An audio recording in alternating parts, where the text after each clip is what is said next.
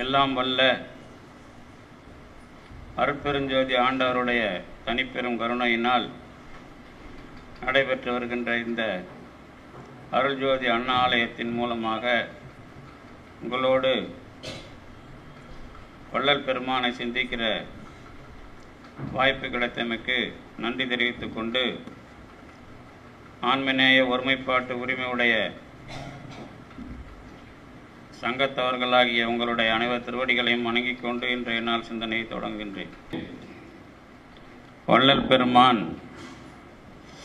உணர்த்துகின்ற வாழ்வியல் என்ற அடிப்படையில் சொற்பொழிவினை அமைக்க அறிவுறுத்தியிருக்கிறார்கள். நம்முடைய கால அளவில் அதை ஓரளவிற்கு நாம் சிந்திக்கலாம் என்று சொல்லி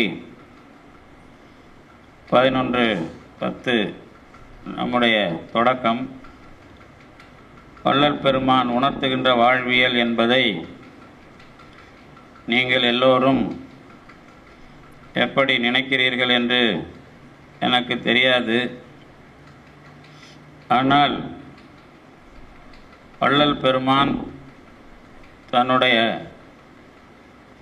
பாடல்கள், உரைநடைகள் இவற்றிலே நமக்கு சொல்லுகின்ற செய்திகள் நிறைய. அதோடு கூட அவருடைய வாழ்க்கை எப்படி நம்மால் புரிந்து கொள்ளப்படுகிறது என்பது ஒரு வகை. அவர் சொல்வதையும் அவர் வாழ்ந்ததையும் நாம் இணைத்து பார்க்க வேண்டும். பொதுவாக இந்த அருள் நெறி மரபில் எந்த ஒரு வாழ்க்கையை நீங்கள் எடுத்து ஆராய்ந்தாலும் அந்த வாழ்க்கைக்கு உரிய மனிதர்களோடு அவருடைய படைப்புகளை இணைத்து ஆராய வேண்டும். அப்படி இல்லை என்றால் ஊருக்கு உபதேசம் என்பது போல அது ஆகும். அந்த ஊருக்கு உபதேசமாக சொல்லாமல் நான் அருள் நெறியில் இப்படிப்பட்ட வாழ்க்கையை அமைத்திருக்கிறேன் என்பதாக சொல்ல வேண்டும். தொடக்கத்தில் நான் நிறைய பொய்கள் நமக்கு இருக்கின்றன. அதிலே ஒரு பொய் ஆன்மீகம் என்பது. அதை நாம் அருள் நெறி என்று சொல்ல வேண்டும். அதனால் இனிமே இந்த மாதிரி இடங்களுக்கு வரும்போதுதான் சுத்தப்படுத்தி பேசுவது என்பதை கற்றுக்கொள்ள வேண்டும். தமிழ் மொழியை நிறைய அரசியல்வாதிகள் சுத்தமில்லாமல் பேசுகிறார்கள். எப்படி என்றால், தமிழிலே இருக்கிற தொடர்களை பயன்படுத்தி அவர்களோடு நான் சேர்ந்தால் இப்படிப்பட்டவன் என்று தன்னை பற்றி சொல்லிக் கொண்டார்கள். அப்படி சொல்லிக் கொண்டிருக்கிறவர்களுக்கு தமிழ் தெரியாது. தமிழ் தெரிந்திருந்தால் அயோக்கியத்தனமாக அதற்கு மாற்றான வேலையை செய்ய மாட்டார்கள்.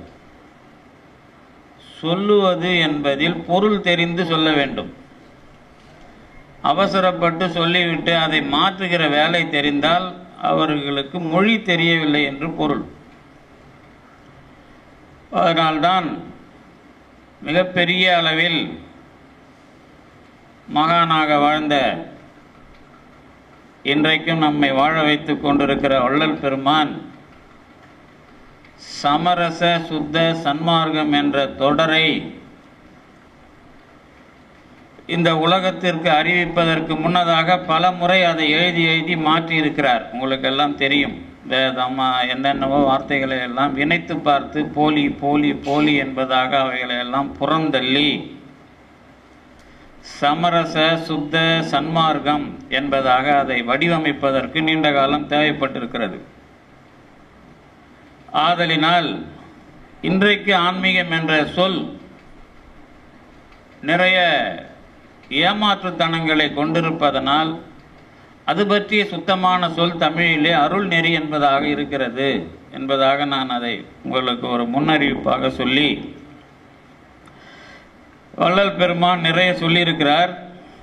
அவர் 1872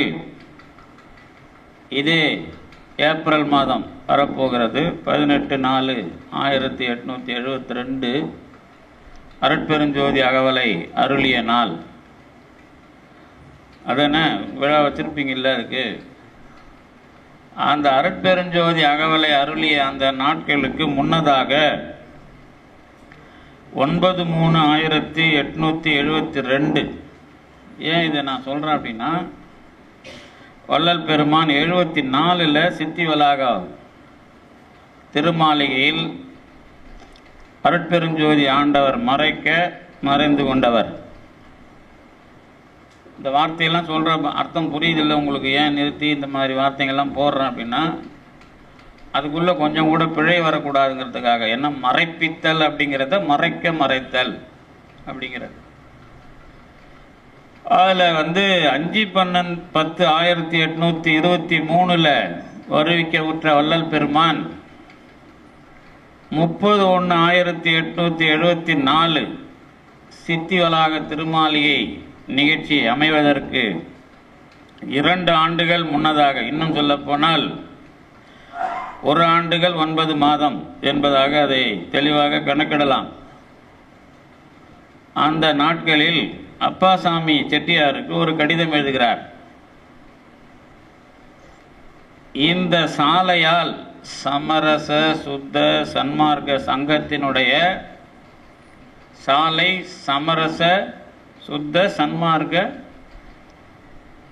சங்கத்தினுடைய சாலை, சத்திய தர்மசாலை, சமரச சுத்த சத்திய தர்மசாலை என்று அதை சொல்ல வேண்டும்.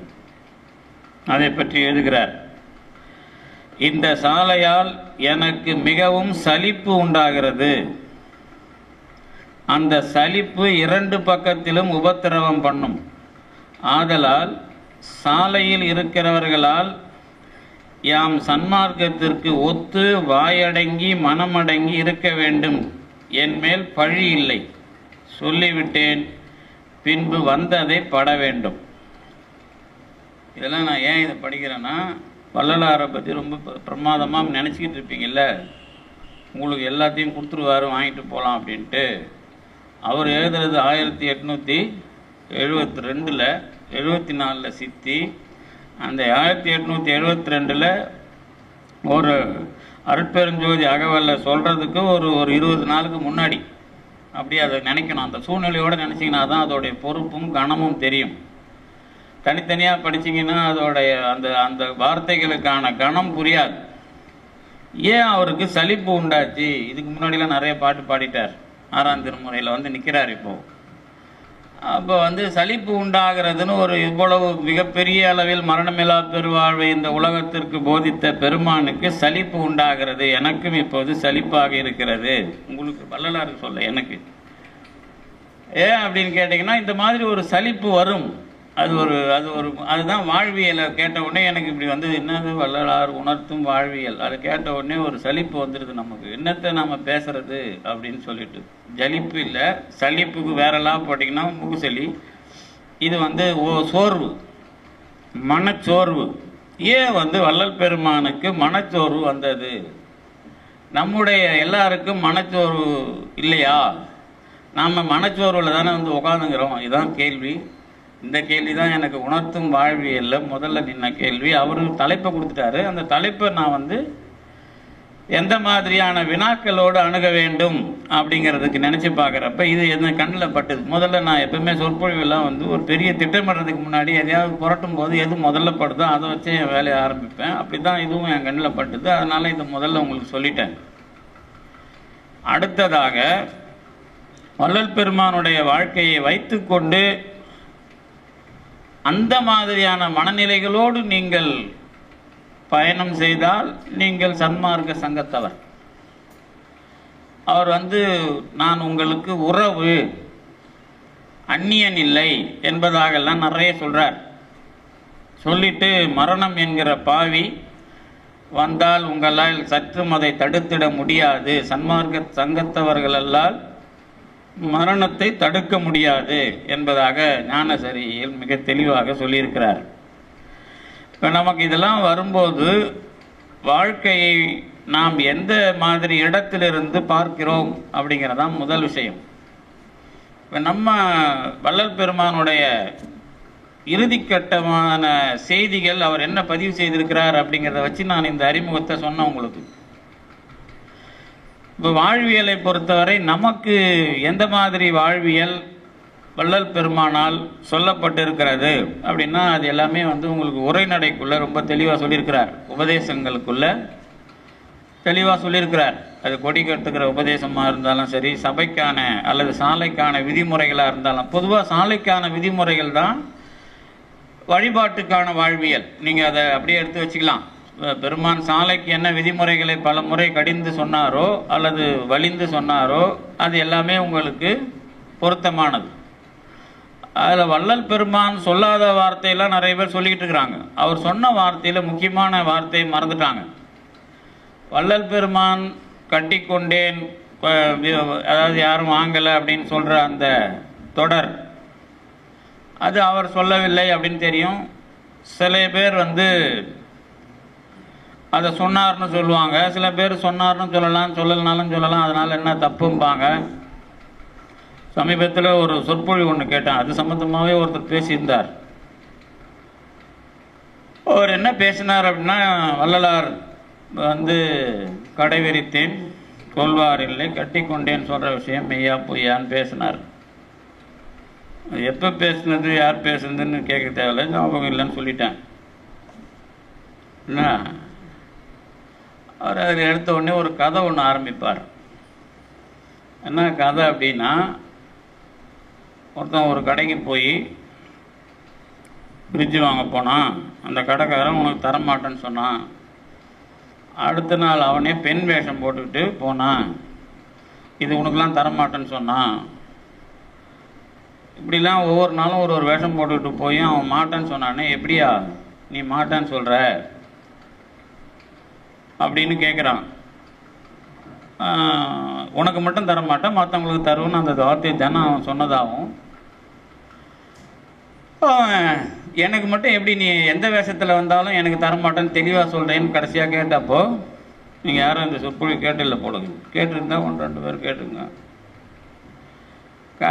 அவன் என்ன பண்ணுறான் கடைசியாக, இல்லை வாஷிங் மிஷினை காமிச்சு ஃப்ரிட்ஜுன்னு சொன்னது நீ தான், அதனால் எந்த வேஷத்தில் வந்தாலும் நீ அதை சொல்லிட்டு இருக்கிறதுனால உனக்கு கிடையாதுன்னு நான் தெளிவாக சொல்லிட்டேன்ப்பா. வாங்கினவனும் கேனை கிடையாது, விற்றவனும் கேனை கிடையாது, சொல்கிறவன் தான் கேனை. ஏன்னா இந்த மாதிரி ஒரு விஷயம் நடக்காது.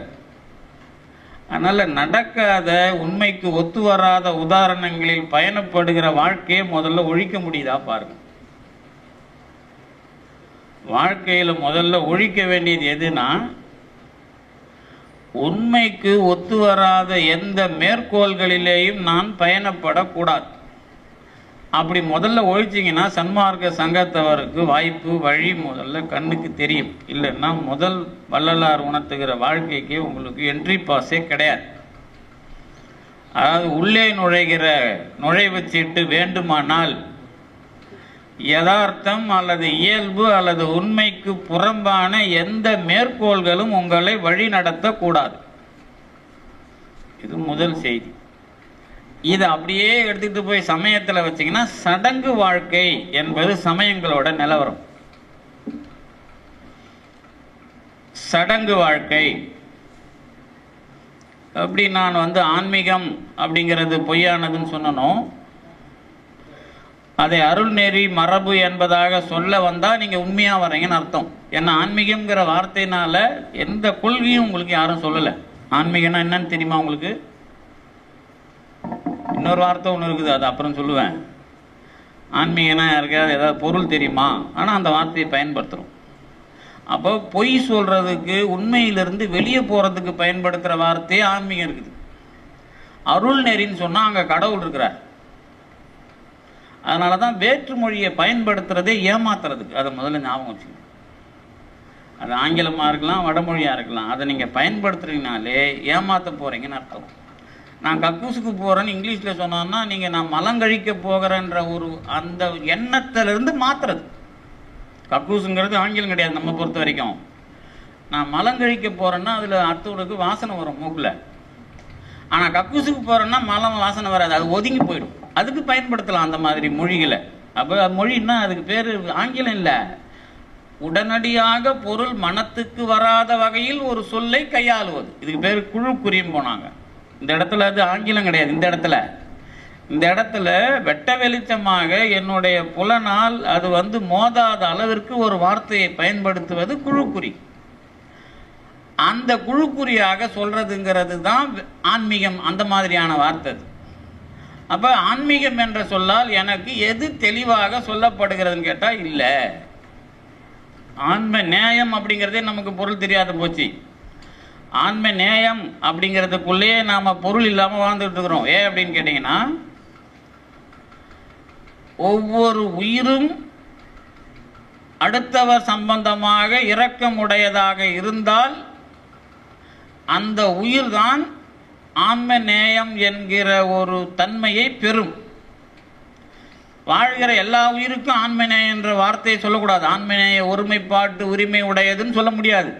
ஏன் அப்படின்னு கேட்டீங்கன்னா, எல்லா உயிர்களும் உயிரிரக்கம் என்ற ஒன்றுக்குள்ள வரல. உயிரிரக்கம் என்ற ஒன்றுக்குள் ஒரு உயிர் வருமானால் அந்த உயிரினுடைய இரக்கம் என்கிற செயல் ஏற்றுக்கொள்ளுகிற ஒரு நிலையை யாரிடம் பெற வேண்டும் என்றால் எல்லா உயிர்களுக்குமான இரக்கத்தை கொண்டிருக்கிற கடவுளிடம் பெற வேண்டும் அந்த சான்றிதழ். அப்ப எல்லா உயிர்களுக்குமான கருணையை செய்கிற கடவுள்தான் நீங்கள் கருணை உடையவர்களாக இருக்கிறவர்கள் என்பதை ஏற்றுக்கொண்டால் அந்த சமயத்தில் வர்றதுக்கு பேரு ஆன்ம நேயம். ஜீவகருணை என்று சொல்லப்படுகிற உயிர் இரக்கம் வேலை செய்யவில்லை என்றால் நாம் எல்லாரும் மனித உடம்பில் வாழுகிற மிருகங்கள், அவ்வளவுதான். மிருகங்களுக்கு உயிர் இரக்கம் உண்டா இல்லையான்னு கேட்டா உண்டு. அதனுடைய படைப்பில் அவை எதன் மீது இரக்கம் செலுத்த வேண்டுமோ அதோடு அது சரி.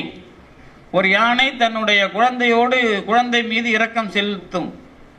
அதே சமயத்தில் மற்ற விலங்குகள் மீது அது எப்படிப்பட்ட இரக்கத்தை செலுத்தும்? இப்ப யானையோட வரலாறு எடுத்துக்கிட்டீங்கன்னா, புலி மாதிரி சிங்கம் மாதிரி இல்லை. அது புலி தன்னுடைய உணவுக்காக ஒரு ஆட்டை கொல்லும் அல்லது ஒரு மானை கொல்லும்.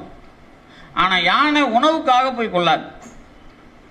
அப்ப அதனுடைய படைப்புல என்ன வித்தியாசம் வருதுன்னா, உயிரிரக்கம் என்பதுல அதனுடைய உணவு சார்ந்து அது இல்லை.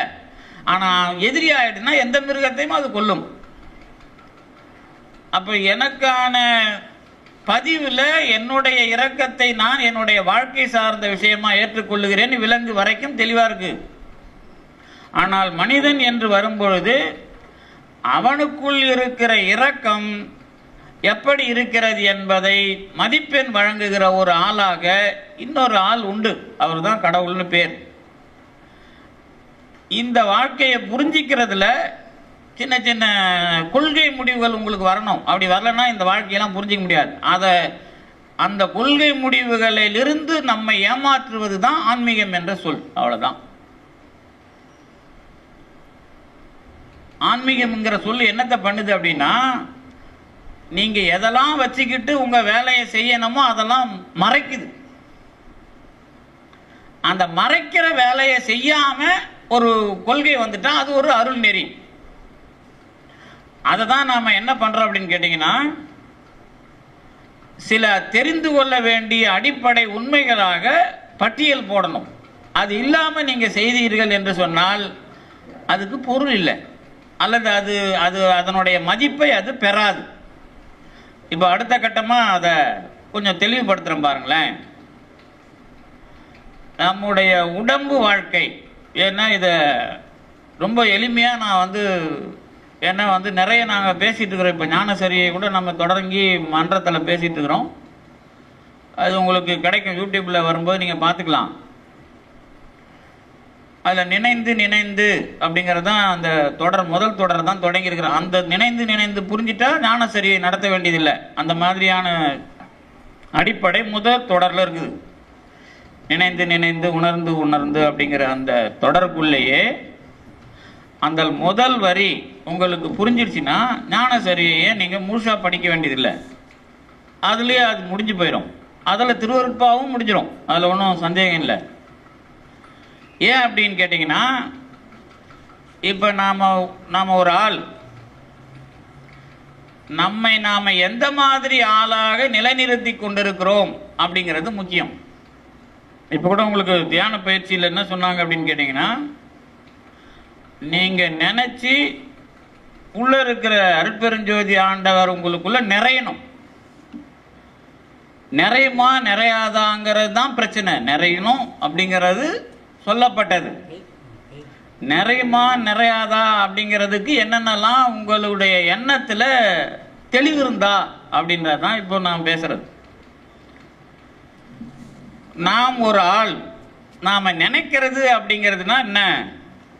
இந்த பக்கம் அருட்பெருஞ்சோதி ஆண்டவர் நாம் நினைக்கிறத ஏற்றுக்கணும்.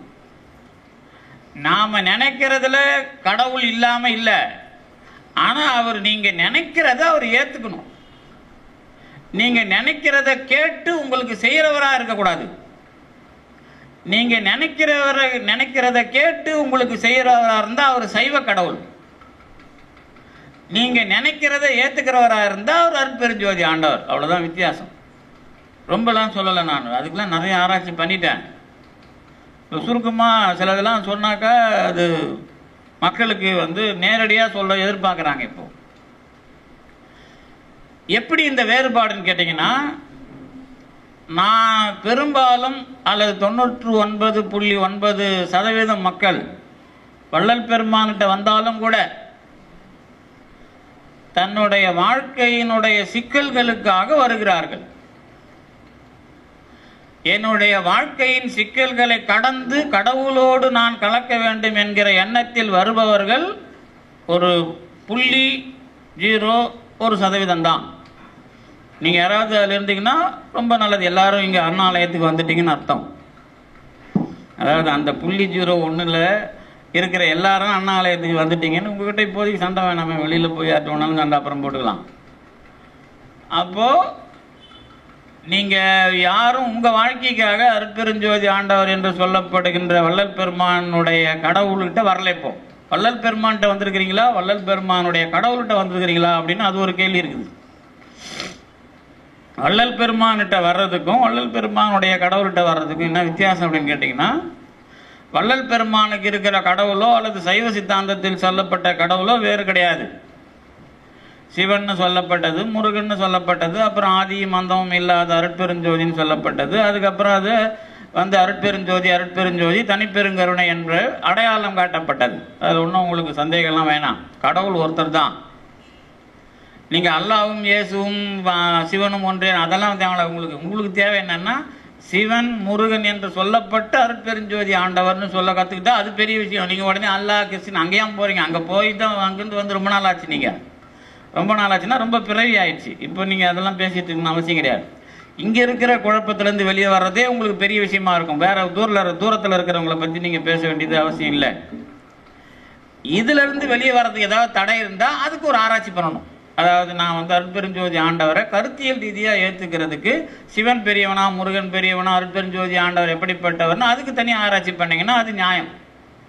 நம்ம வாழ்க்கையில் இப்போ ஆன்மநேய ஒருமைப்பாட்டு உரிமையில் இருக்கிறவங்களுக்கு அல்லது வள்ளல் பெருமான் சொல்லுகிற வாழ்வியலை கடைபிடிக்க வேண்டுமானால் சிவனும் முருகனும் அருட்பெருஞ்சோதி ஆண்டவரும் உங்களுக்கு வேறுபாடு இல்லாமல் உணரப்படுகிறவர்களாக இருந்தால் அதுக்கு அது உரிய தகுதியை பெறுகிறீர்கள். இதில் இருக்கிற வேற்றுமை உங்களுக்கு தெளிவுபட வேண்டும் என்பது கட்டாயம். ஏன்னா அவர் சிவனையும் சொல்லியிருக்கிறாரு, முருகனையும் சொல்லியிருக்கிறாரு, அருட்பெருஞ்சோதியும் சொல்லியிருக்கிறாரு. மூணையும் விட்டாரான்னு கேட்டால் விடலை. அருட்பெருஞ்சோதி அகவலில் கூட முருகனை விட்டாலும் விட்டுருப்பாரு, சிவபெருமானை விடலை. சரிதானே? அதில் ஒன்றும் சந்தேகம் இல்லையா? அருட்பெருஞ்சோதி அகவலில் அருள் சிவநெறி சார் அப்படிங்கிறதுல சொல்லியிருக்கிறார். நான் தெளிவாக பேசுகிறேங்க. எனக்கு குழப்பம் கிடையாது. உங்களுக்கு குழப்பம், உங்களுக்கு ஏதாவது எது மேலேயாவது ஆர்வம் இருந்தால் அதுக்கு நான் பொறுப்பு இல்லை.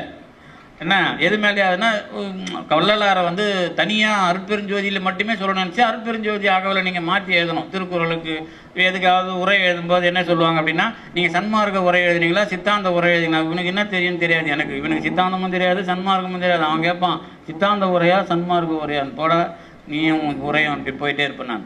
அதாவது முதல்ல உனக்கு அனுபவத்தில் சிவம் என்ற சொல்லாடல் நமக்கு வள்ளல் பெருமானால் விட்டு தரப்படவில்லை. அதை ஞாபகம் வச்சுக்கணும்.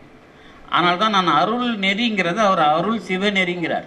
புரியுதா உங்களுக்கு? நான் கூட அதை சொல்லலை, சிவன் சொல்லாமல் தான் அருள் நெறின்னு சொன்னேன். ஏன்னா ஆன்மீகங்கிற போலியான வார்த்தையில் நாம் கவனமாக இருக்கணும் அப்படிங்கிறதுக்காக அதை நான் சொன்னேன்.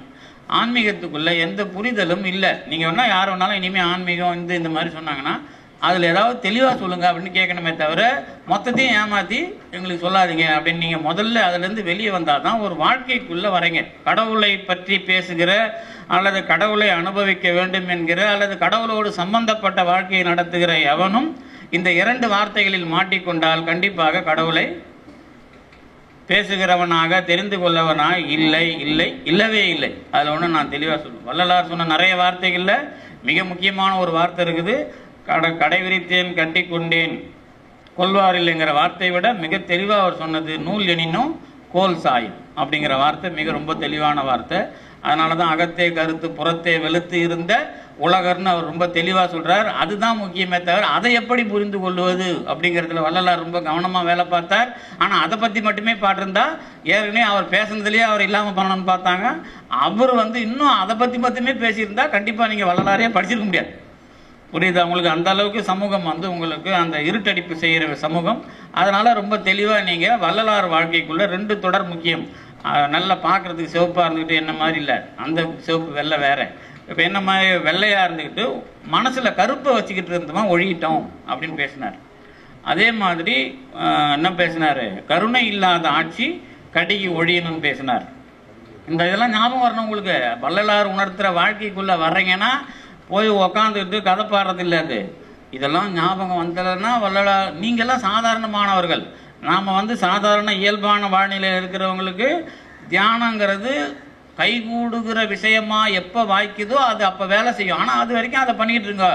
ஏன்னா இப்போ கொஞ்சம் நீங்கள் அது அவர் செஞ்சதுனால கொஞ்சம் எல்லாரும் ஆரோக்கியமாக உட்காந்து கேட்குறீங்களா? இப்போ இல்லாட்டா இந்நேரம் தலை தொங்க போட்டிருப்பீங்க பாதி பேர்.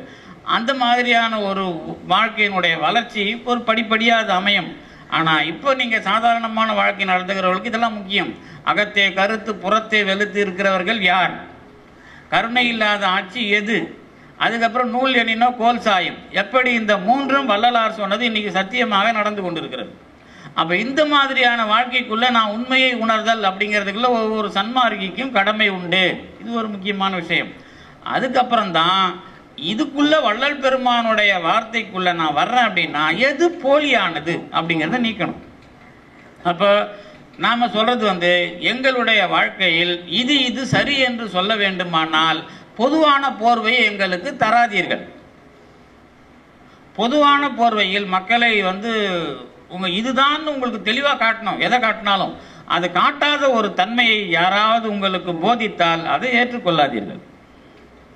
அந்த தைரியம் முதல்ல வந்தாதான் உங்களுக்கு வைராக்கியம் என்பது வள்ளல் பெருமான் சொல்ற வைராக்கியம் கிடைக்கிறது. அதனால தான் அவர் ஒரு பட்டியல் கொடுக்குறார், நீண்ட பட்டியல். எதுக்கு கொடுத்தாரு? கருவிகளால் செய்யும் தீமை, கருவிகளால் செய்யும் நன்மை, அதாவது புண்ணியம் பாவம் சொல்றாருல, கரணங்களால் செய்வது, கருவிகளால் செய்வது, மனத்தினால் செய்வதுன்னு ஒரு பட்டியல் போடுறாருல. அதுல பொய் பேசாதிலிருந்து அடுத்தவர் மனைவியை நோக்காதிலிருந்து எல்லாத்தையும் கொடுக்குறாருல. இந்த பட்டியல்கள் எல்லாம் உங்களுக்கு கைவராமல் தியானம் கைகூடாது. தியானம் கைகூடணும், எல்லாரும் உட்காரலாம். ஆனா இது கை வந்துதா? முதல்ல இது கை வராம தியானம் கை வரணும். அதை மட்டும் பாதி பேசினாக்கா நமக்கு அதனாலதான் வள்ளல் பெருமான் உங்களுக்கு அறிவுறுத்தின விஷயங்கள்ல தியானம் செய்யுங்கள் அப்படிங்கிறதுக்குள்ள நீங்க வர்றதுக்கு முன்னாடி எதெல்லாம் இருக்கணும் அதெல்லாம் வந்துடுதுன்னா தியானம் தேவைப்படாம போயிடும். அப்ப எதுக்கு எது தேவை அப்படிங்கிறது மறுபடியும் அந்த நெய்க்கு தொன்ன ஆதாரமா தொன்னைக்கு நெய் ஆதாரமான்னு கேட்டா, இதெல்லாம் கை வர வேண்டுமானால் இது கை வந்திருந்தால் போதும், இது கை வந்திருந்தால் அது தேவையில்லாததாக போய்விடும் அப்படிங்கிற முடிவுக்கு போறதுக்கு முன்னாடி என்னுடைய வாழ்க்கையில் போலியான அல்லது பொருள் இல்லாத என்னுடைய வாழ்க்கைக்கு புறமாக என்னை கவர்ந்து இழுக்கிற சொல்லாடல்களிலிருந்து நான் வெளியேறுவது. அப்பதான் அவர் வலிந்து வலிந்து ஏன் ஞானசரியில இருக்கிற நூல்கள்ல வள்ளல் பெருமான் வலிந்து வலிந்து ஞானசரியில பேசுறார். வலிந்துனா உங்களை வலுக்கட்டாயமா இழுத்து இல்ல, நான் எவ்வளோ நல்லவன் தெரியுமா அப்படிங்கிறது அவர் காட்ட வேண்டிய அவசியம் வருது. அதாவது உங்களுக்கு உறவு நானே, நீங்க ரொம்ப தப்பா நினைக்கிறீங்க, உங்க மரணம் என்ற ஒரு பாவி உங்களுக்கு வரும், வராம போயிடாது. அப்ப இதெல்லாம் நான் உள்ள போய் சொல்றேன்னு ஏன் வலிந்து பேசணும்? தன்னை வச்சு வலிந்து பேசுறாரு ஏன் சொன்னா வருத்தப்பட்டு பேசுறாருன்னு உங்க நம்ம மொழியில சொன்னா அது வருத்தப்பட்டு பேசுறாருன்னு ஆகும். ஆனா வருத்தப்பட்டு பேசுறது இல்ல, நம்முடைய அனுபவத்தை வலிமையாக பேசுறதுக்கு பேரு அது. வருத்தப்பட்டு பேசினா அவர் அதுக்குள்ள என்னவாயிடுறாரு, உழுந்துடுறாரு. அது இல்லை, அவரு உங்களுக்கான விஷயத்தை வலிந்து பேசுகிற முறையில வருத்தம் தெரியுது. அப்படிதான் ஞானசரியை அவர் நமக்கு முன்மொழிகிறார். அதனால நீங்க அதுக்குள்ள போறதுக்கு முன்னாடி பொய்யான விசாரங்கள் அல்லது பொய்யான வார்த்தையாடல்களிலிருந்து விலகுவதற்கு நீங்கள் கொடுத்து வைத்திருக்க வேண்டும். இந்த உலகத்துல இது வந்துட்டா இதுக்கே நான் பல மணி நேரம் பேசலாம். இது ஒண்ணு வருதா கை வருதா பாருங்க. வள்ளலார் உணர்த்துற வாழ்க்கையில நிறைய பேசுவீங்க. ஆனா இன்னைக்கு இருக்கிற சமகால நெருக்கடியை நான் பல வகையில பார்த்துருக்கிறேன். சமகால நெருக்கடினா இன்னைக்கு நாம வாழ்ந்துட்டு இருக்கிற இந்த சமுதாயத்தினுடைய பிரச்சனை எங்க இருக்குதுன்னு கேட்டீங்கன்னா, பொய்யான வார்த்தைகளில் நாம் ஏமாந்து கொண்டிருக்கிறோம். பொய்யான வார்த்தைகள் எத்தனை, யார் பொய் பேசுகிறார்கள் என்பதிலிருந்து விலகுவதற்கு நமக்கு வாய்ப்பு இருக்கிறதா என்பதை வள்ளல் பெருமானிடம் வேண்டுகோள் வைத்து அதுக்குள்ள நீங்க வெளியே வர பார்த்தீங்கன்னா ஜெயிச்சிட்டீங்க இந்த உலகத்தை. முதல்ல அதுதான் உணர்த்துகிற. அதுதான் நான் 3 தொடர் சொன்னேன். இந்த 3 தொடரும் அவருடைய வாழ்க்கையில் அவரை பாதித்த. அதுக்கப்புறம் நீங்க அவர் பேசுற அந்த நான் பாவம் செய்தேனோன்னு சொல்றாரு பாத்தீங்களா, அது ஏன் சொல்றாங்க, இவரு சொல்றாரு, பாம்பன் சாமிலாம் சொல்றாங்க. அதை கூட நிறைய பேர் என்ன கேள்வி கேட்டாங்க. இப்போ வள்ளல் பெருமான் சொல்ற அந்த இதுல இருக்காதுன்னு நினைக்கிறேன். அந்த பாடல் உங்களுக்கு எல்லாருக்கும் தெரிந்த பாடல் தான். அதாவது நான் என்ன பாவம் செய்தேன், அதாவது அது இந்த கூலி தராம அடிச்சதுல இருந்து எல்லாம் ரொம்ப அதுக்குள்ள எது ரொம்ப மட்டமானது, எது ரொம்ப மட்டமானது அப்படின்னு நீங்க பார்க்கணும். மட்டமானது ரொம்ப மட்டமானது அப்படின்னா ரிவர்ஸ்ல தான் போகணும். அதுதான் மனுமுறை கண்ட வாசகத்துல நல்லோர் மனதை நடுங்க செய்தேனும் அப்படிங்கிற அது ஒண்ணு நான் படிச்சு பாடம் நடத்த போறது இல்லைப்பா. அது உங்களுக்கு தெரிஞ்சுக்கிறதுக்காக சொல்றேன். அதுல என்ன அப்படின்னு கேட்டீங்கன்னா, அதுக்குள்ள இதுக்கப்புறம் நான் தோஷிங்கிற வார்த்தையை பயன்படுத்துறார் யாரு, பாம்பன் சாமிகள். நான் இதே பட்டியல் அவருக்குள்ளே வரும். இந்த பட்டியல் அவங்க செஞ்சாங்களா இவங்க செஞ்சாங்களான்னு ஆராய்ச்சி வேணாம். நீங்க நம்ம எல்லாருக்கும் ஒரு மெத்தடாலஜி கொடுக்குறாங்க. என்ன அணுகுமுறை கொடுக்குறாங்க அப்படின்னா, ஒரு பிரச்சனை வந்தா நாம நினைக்க வேண்டியது என்ன அப்படின்னு கேட்டீங்கன்னா, நாம இதுக்கு என்ன பாவம் பண்ணோம் அப்படின்னு நினைச்சு பார்க்கணும். டேலி பண்றதுக்கு ஒரு வாய்ப்பு கிடைக்குதா பார்க்கணும். இப்ப வர்ற அனைத்து பிரச்சனைகளுக்கும் நாம் செய்த ஒரு பாவம் காரணமாக இருக்கிறது அப்படிங்கிற எண்ணம் தோன்றுமானால் அதுதான் உங்களை நீங்கள் என்ன பண்ண போறோம்ப்பா, தூய்மைப்படுத்தி கொள்ளுவதற்கான எண்ணம். நம்மளை நாம தூய்மைப்படுத்திக்கிறதுக்கு ஒரு எண்ணம் வேணும். அந்த எண்ணம் அடுத்தவன் மேல போகக்கூடாது, எடுத்தவன் மேல போகக்கூடாது. நாம சண்டை நடந்துட்டு இருந்து பாருங்க, நம்மளை ஏமாத்துறாங்க பாருங்க, அவன் மேல வச்சு பார்க்கறது அறம். ஆனா இதுக்கு நான் என்ன பண்ண நினைச்சு பார்க்கிறேன் பாரு, இதான் அருள் நெறி. அருள் நெறிக்கும் அறத்துக்குமான இடைவெளியா தான் விசாரணை. என்னுடைய வாழ்க்கையில் நான் எங்கே யாரிடம் இந்த வேலையை ஏற்கனவே செய்திருக்கிறேன். அதனாலதான் இப்ப நேற்று ஒருத்தர் போர் நம்ம சைவ சித்தாந்த பெருமன்றத்தில் தண்ணி இல்லை, ஏற்கனவே போட்டவன் 2-3 வருஷத்துக்கு முன்னாடி ஒருத்தன் போட்டான்.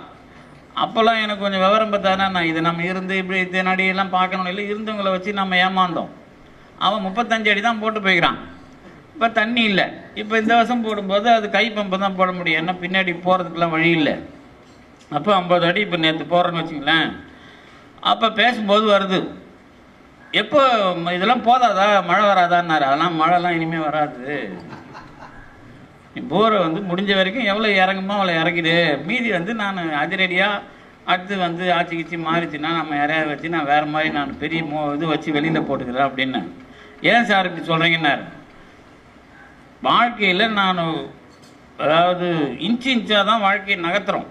இன்ச்சானா நாம் எழுந்து பஸ்ஸை பிடிச்சி ஒரு வேலையை பிடிச்சி அல்லது எதில் வண்டியை பிடிச்சி ஏதோ ஒரு வேலையை போய் சேர்றோன்னு வச்சுங்களேன். இதுக்குள்ளே எவ்வளோ பாவங்களை பார்க்குறோம் நாம. பாவம் சின்ன சின்ன விஷயத்தை விட அதிகமாகினே இது. அப்புறம் எப்படி மழை பெய்யும் அப்படியா சார்ன்றான் அவன். ஆமாயா, நீங்கள் ஒவ்வொரு அலகுலையும் பாவத்தை ஏற்றிக்கிட்டே இருக்கிறோம். இந்த பாவத்தை ஏற்றிக்கிட்டே இருக்க இருக்க அந்த வெப்பம் வளையம் உங்களுக்கு மழை பெய்யப்படாத பண்ணிடும். இது இன்னைக்கு நேரத்தில் திருஞான சம்பந்தர் திருவிழிமேலைக்கு போறார். இந்த திருவிழிமேலைக்கு திருஞான சம்பந்தர் போகும்போது உங்களுக்கு தெரியும்ல, திருவிழிமேலை பார்ப்பனர்கள் நிறைந்த இடம். அந்த ஊரில் மழை பெய்யலை. மழை பெய்யலைன்னொடனே இவர் பழக்க தோசத்தில் என்ன பண்ணிடுறாரு, மழை பெய்ய வைக்கணும்னு பார்க்குறாரு. யார்?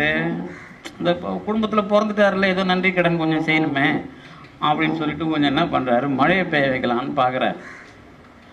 கடவுள் என்ன பண்ணுறான், எல்லாம் மழைலாம் பெய்ய வைக்க முடியாது, இந்த ஊரில் இருக்கிறவங்களாம் அயோக்கியன் ஆகிட்டான்.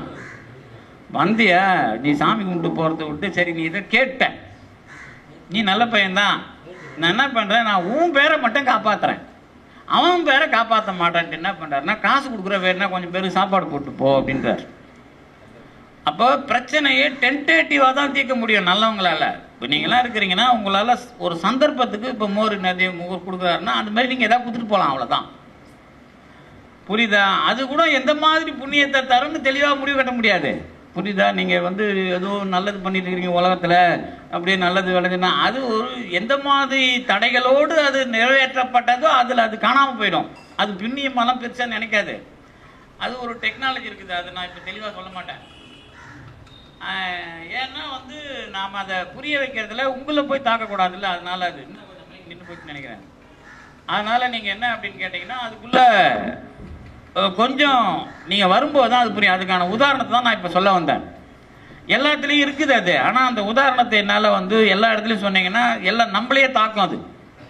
அதனால் கொஞ்சம் திட்டமாக சொல்லிடுறேனே. அப்போ பஸ்ஸில் வரோம், இந்த போர் போகிறதுக்காக போயிட்டு வரும்போது பஸ்ஸில் ஒருத்தன் உட்காந்துக்கிறான்.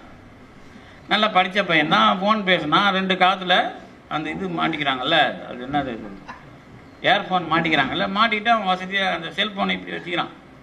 இப்போ செல்ஃபோனை பஸ்ஸில் இப்படி உட்காந்திங்கன்னா எப்படி இருக்கும்? எப்படி இருக்கும்? பக்கத்தில் வர இடுப்பில் வச்சுக்கிட்டே இருக்கும். ஏன்னா பொம்பளையாக நான் ஜாலியாக உட்காந்து வர்றதுக்கு அது சரி, உட்காந்து நம்ம இச்சா கூட கொஞ்சம் ஜாலின்னு உட்காந்து வரலாம். அதுவும் இல்லை, அவன் இப்படி இச்சின்னு உட்காந்து இப்படி வச்சு அவனுக்கு அது தெரியாதுல்ல. அப்போ எனக்கு உச்சந்தலையை பிடிக்குன்னு கோவம் வருது. சரி என்ன பண்ணுறது, எனக்கா அந்த கழுத்து வலி எப்பவுமே உண்டு. 100 நாளும் கழுத்து 100 மணி நேரம் 24 மணி நேரமாக கழுத்து வலி, நிமிர முடியல, நிமிர்ந்து உட்கார முடியல. சரி அப்போ முன்னாடி சாஞ்சிட்டோம். அப்போ என்னென்னலாம் என்ன ஓடுது அப்படின்னு கேட்டிங்கன்னா, அப்போல்லாம் இப்படி வரும்.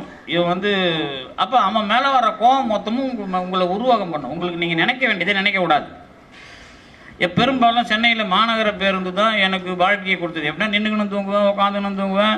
அப்போ சிந்திச்சது தான் வந்து பகலில் தூங்காமல் இருக்கிறதுக்கெல்லாம் உதவும். இப்போ அப்படி ஒரு வாய்ப்பும் இல்லைன்னு வச்சிங்களேன். பஸ்ஸில் இடம் கிடைக்கிறதில்ல, அதனால் அந்த வாய்ப்பை பல்லவன் பஸ் இழந்து, அதனால தான் பல்லவன் பஸ்லாம் குட்டிச்சு வர போச்சு. இப்போ முன்னாடி ஏதோ அந்த இந்த வண்டி அசோக் லேலண்ட் வண்டிலாம் கொஞ்சம் ஒழுங்காக ஓடும். இப்போ வர வண்டிலாம் டப்பா வண்டியை போட்டு இப்போ குறைஞ்ச கால கான்ட்ராக்டில் உங்கள் உயிரை எடுக்கிறது முடிவு பண்ணிட்டானோ. ஏன்னா இதுக்கு 4 IAS மேலே கேஸ் போட்டால் அவங்க உள்ள தள்ளலாம், முடியல நம்மளால்.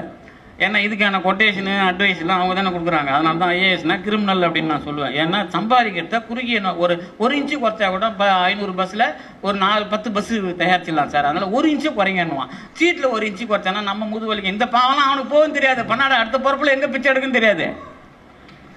அதனால் நம்ம புண்ணியமாக பிறக்கிற பிறப்பு எப்படி பாவமாகும்னு தெரியாது உங்களுக்கு. அது அந்த டெக்னாலஜி தான் இப்போ இந்த வள்ளலாருடைய சன்மார்க்கத்துக்குள்ள உயிரிறக்கம் என்பது எவ்வளவு மென்மையானது, நுட்பமானது. 2 வார்த்தை சொல்கிறேன், புரியுதா? மென்மையானதும் நுட்பமானதுமான உயிரிறக்கத்தை புரிந்து கொண்டு வாழ்வதுதான் மரணமில்லா பெருவாழ்வுக்கான மிகப்பெரிய அறிவு கூர்மை. அந்த அறிவு கூர்மை இப்போ என்ன ஆட்கொள்ளுது பஸ்ஸில் உட்காந்துட்டு இருக்கும்போது. இப்போ இந்த உட்காந்துட்டு இருக்கிற இந்த விஷயம் வந்து என்ன ஆட்கொள்ளும் போது என்ன நடக்குது அப்படின்னு கேட்டிங்கன்னா, நான் நினைக்கணும். இப்போ என்னென்னாலும் நினைப்பேன். இப்போ உங்களுக்கு தெரியும், ஒவ்வொரு நேரமும் நமக்கு நடக்கிற பிரச்சனைக்கு நாம் பஸ்ஸில் இருந்து இறங்குறதுக்குள்ளே ஒரு 100 பேர் அது வந்து என்ன ஆகும். இப்போ நீங்கள் பஸ்ஸில் பண்ணுறீங்க வேணால் ஊந்து சாக மாட்டானான்னு நினைப்பீங்க. ஆனால் நீங்கள் நினச்சிங்கன்னா ஊந்து செத்துறான்னா நீங்கள் நினைக்கக்கூடாதுல்ல. ஆனால் அவனுக்கு அந்த பாவம் எங்கேயோ போய் சேரும். அவனுக்கு ஒரு நாளைக்கு ஒரு பிரச்சனையில் சேர்த்து வச்சு அடிப்பாங்க.